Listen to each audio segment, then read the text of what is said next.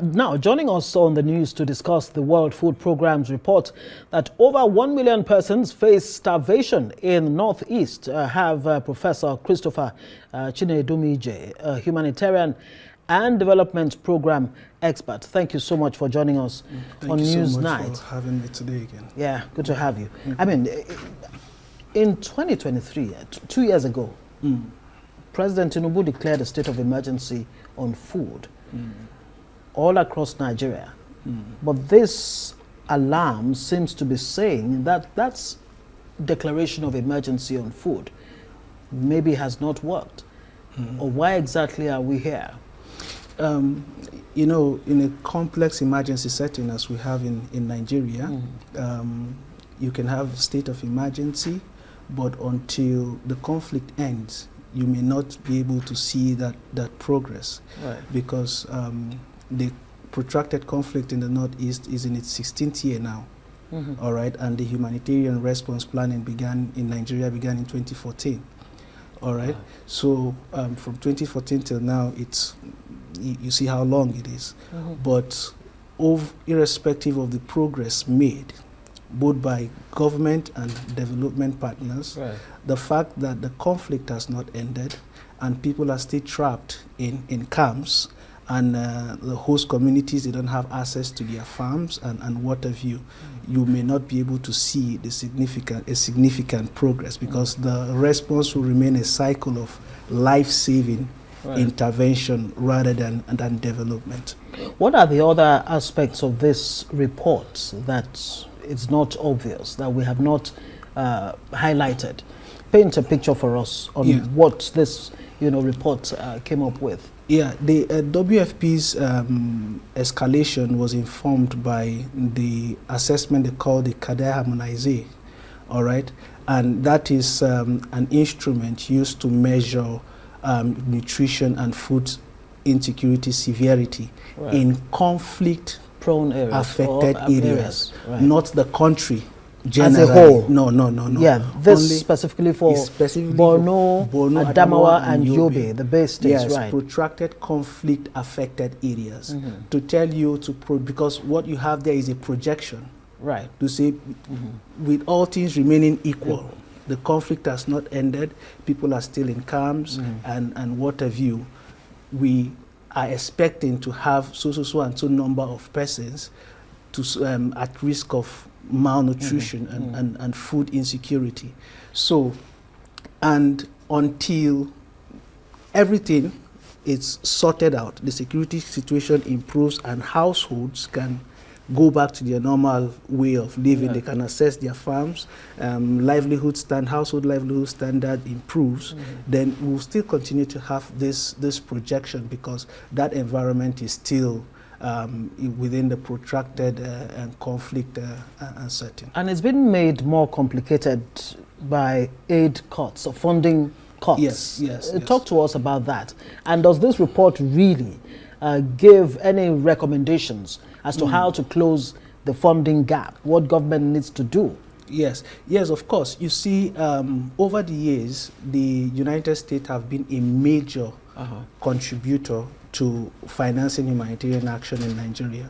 All right. Aside from their the statutory donation, which is at member state statutory donation at 22%, the contribution to peace programs across the world, peacekeeping missions at 25%, the involuntary contributions that go to UN systems like UN OCHA, UNDP, UN OCHA, WFP, and the rest of them, UNICEF.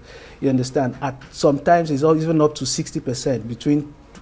It's between 30 and 40, and sometimes it's because those are program-based intervention. So when the US is withdrawing that contribution, it means that these organizations may not have enough fund to provide the regular support. So what does government need to do now? Yes, at this point, government needs to take ownership of the response.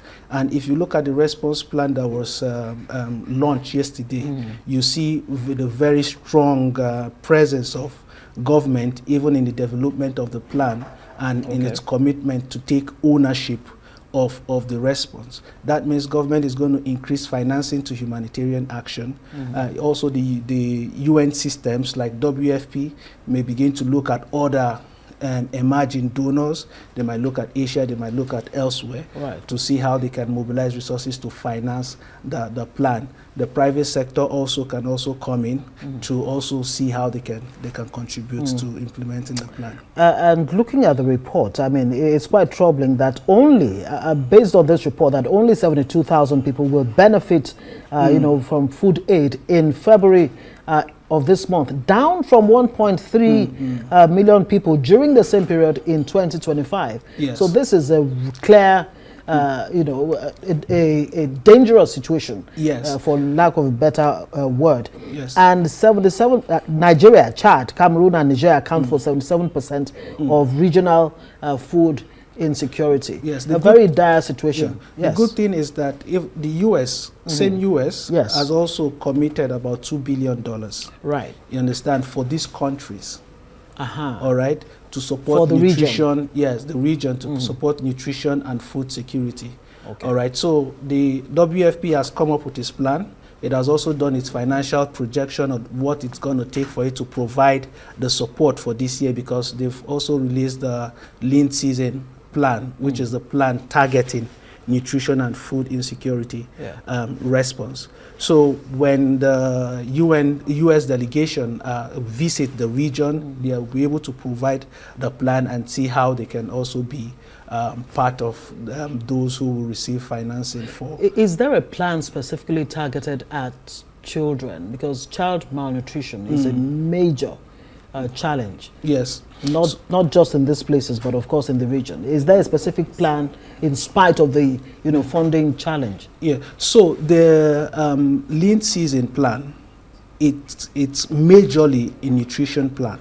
Okay. All right. Okay. The past 3 years, we've been having these lean season plans every year, financed through the country-based pool fund, the OCHA's country-based pool fund, which is the Nigerian Humanitarian Fund.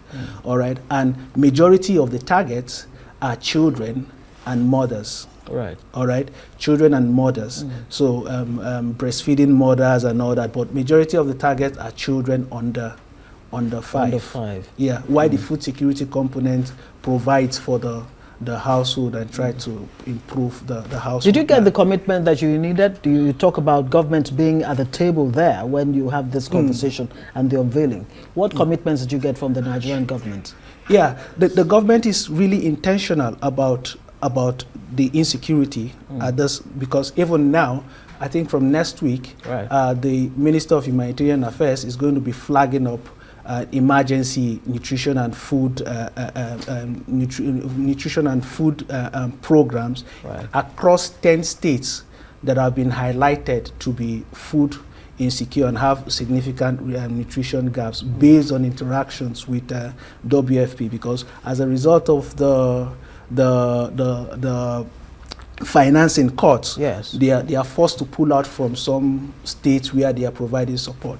So, but government has done well to say, oh, as you're pulling out, we are going in and we are taking over. And by next week, I think the Honorable Minister will be in Borno to flag up the intervention. All right. Thank you very much, Professor Christopher Chinedumuije, humanitarian and development expert, speaking to us about the emergency situation of food insecurity in the northeast, especially Borno, Adamawa and Yobe states. Thank you very much again for your work.